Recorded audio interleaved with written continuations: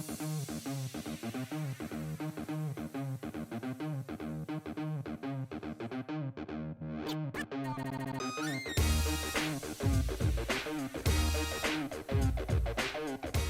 this is Evan Marquette, dating coach for smart, strong, successful women, your personal trainer for love. Thanking you for joining me here on the Love You podcast, where you're going to learn everything you need to know about dating, relationships, sex, and men from a man's point of view. And today I'm doing something I've never done before. I'm reading a blog post. I'm not going to pretend to do this thing impromptu like I try to do. This is something I wrote last year, but I didn't have the courage to post it. And today I do, because I think it's more important that I post it and deal with whatever backlash comes than for me to keep it to myself. Because listen, obviously when you do this on the internet, you offer an opinion, someone's going to disagree with you. You can't be agreed with by everybody or be liked by everybody. But sometimes I think issues are important. And as a dating coach who specializes in helping women understand men, it's important to address what a lot of good men are feeling. So as a woman, you may not agree with everything I say, and that's totally fine. I just want you to suspend judgment until you've listened to the entire podcast, and try not to take one word or one line out of the greater context. I think it's just really important that we have an adult discussion about the polarization, and it's almost political, the same way it is between left and right. We see that with women and men. I see it on my blog all the time. That's why I wrote this as a blog post, but I chose not to post it. So here goes. Forgive me for reading, but I sometimes when I spend a lot of time thinking about something, I want to get the words down right.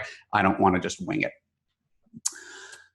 I have been told I am a mansplainer, a term which is meant pejoratively to describe men who condescend in explaining women's issues to women. I agree that there's something called mansplaining, and that it has been used by politicians to tell women what to do with their bodies or lives, usually from a place of cluelessness or self-interest. I couldn't say whether I'm clueless or self-interested, but I would admit that my entire career is built on in helping women who ask me to explain why men act like they do.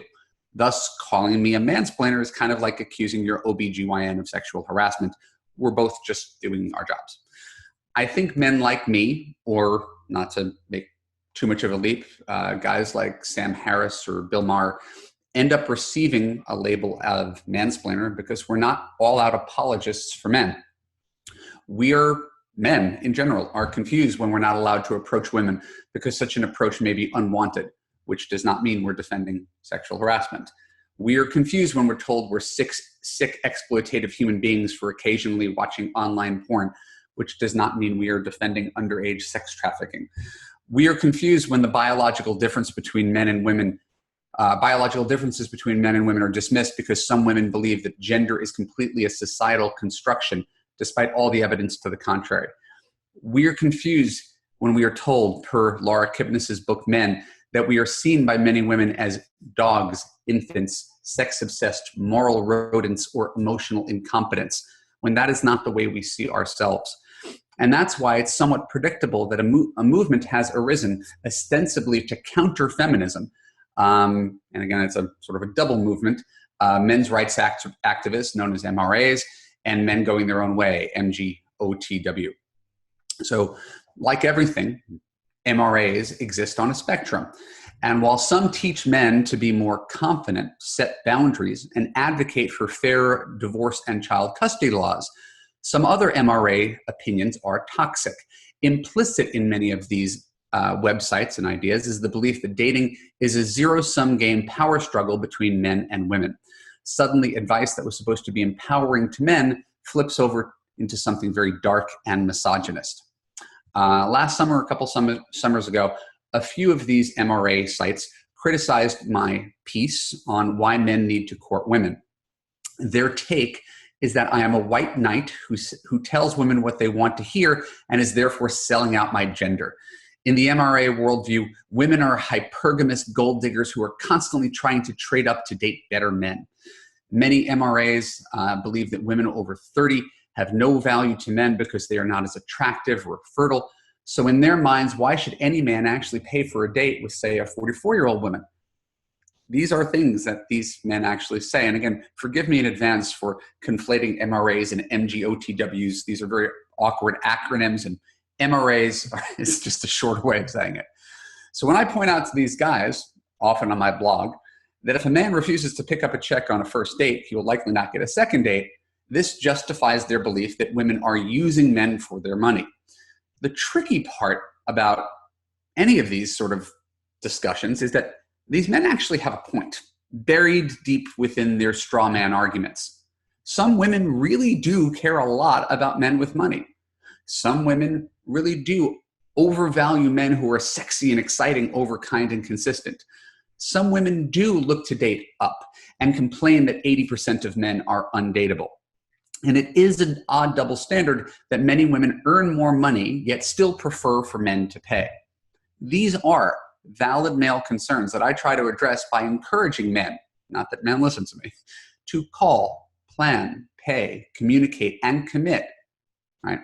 At the same time, I tell women to accept men for their flaws and make their male partners feel valued and trusted.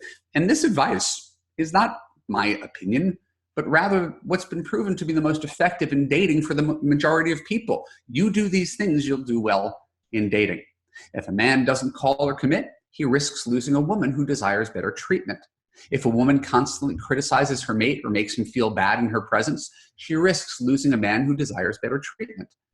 Both feminists and MGOTWs have valid points, yet both demand that the opposite sex change on their behalf, while refusing to acknowledge their own need to change themselves. And this is where it gets interesting.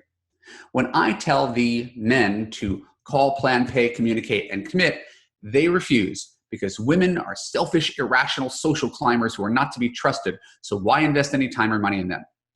When I tell certain women to soften up, compromise, and show appreciation for the men in their lives, they tell me I'm trying to set women back to the 1950s. It would seem to me that both camps are so self-righteously aggrieved that they have the inability to see the truth of the other side, which is why they are essentially mirror images of each other, although they're loath to admit it. Both swear they're just offering honest criticism of the opposite sex, devoid of rancor. Both sides start from the position that they're right, and if you question them at all, you're wrong. Both sides have codified their own propaganda and talk in an echo chamber where even the most reasonable and polite dissent is shouted down. Both sides demonize their enemies, although there's no real reason to think that they should be enemies. They attribute the worst qualities to them, and they see the world in black and white. And again, the greatest irony is that both would be disgusted to be compared to each other. The super left-wing, right, righteous feminists and the super right-wing angry men would be disgusted to be compared to each other, yet they are mirror images of each other. So to me, the reason I'm doing this podcast, for anybody who gets caught up in these sort of silly online gender wars, is that it's essential that we break that cycle by acknowledging the truths of both sides. The fact is that most women tend to be happier when men call, plan, pay, communicate, and commit. They're rightfully vocal about complaining about the men who don't. The fact is most men tend to be happier when women accept, appreciate, respect, and admire them. They rightfully want to feel good around their partners, won't stick around if they don't. Both have valid points, yet both demand that the opposite sex change on their behalf and refusing to acknowledge their own need to change. And if we're going to move this conversation forward, we have to acknowledge the validity of both women and men's grievances without indulging both sides' more strident beliefs that they have a monopoly on truth. Men do need to become more sensitive to women's needs, become better listeners, share in the housework and child rearing, appreciate and value women's perspectives on the world, make women feel safe, heard, and understood. Similarly, women do need to understand that men will not always do what you want. This does not make them woman haters, enablers of sexual assault, or right-wing loonies. It just means that while we want to make you happy, we don't want to have to spend our whole lives apologizing. We want to approach you and ask for your name. And again, this doesn't mean harassment's okay. We want to be allowed to find other women attractive. This doesn't mean that ogling and lechery are okay. We want to be better listeners, better husbands, and better men, but don't want to be incessantly criticized for our failures. So in short, men want you to understand and accept us. And if you think the world would be a better place if men understood you better, I'm assuming I'm talking to mostly women, So if you as a woman think the world would be better if men understood you better, and it would, isn't it fair to say that it would be good for women to understand men too? Feminist critiques of men have made a massive difference over the past few decades. The world's an infinitely better place because of vocal women who call out power imbalances.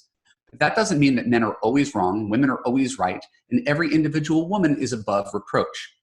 If we're going to move this conversation forward, we have to acknowledge the validity of both women and men's grievances, right? And call attention to the hypocrisy on both sides. So as challenging as this podcast might be, if you feel personally indicted, I sincerely hope there's nothing to argue with. We need to be respectful, not dismissive of each other's worldviews in order to create a better future for both genders. So I'm going to get off my soapbox. I want to thank you for your time and attention.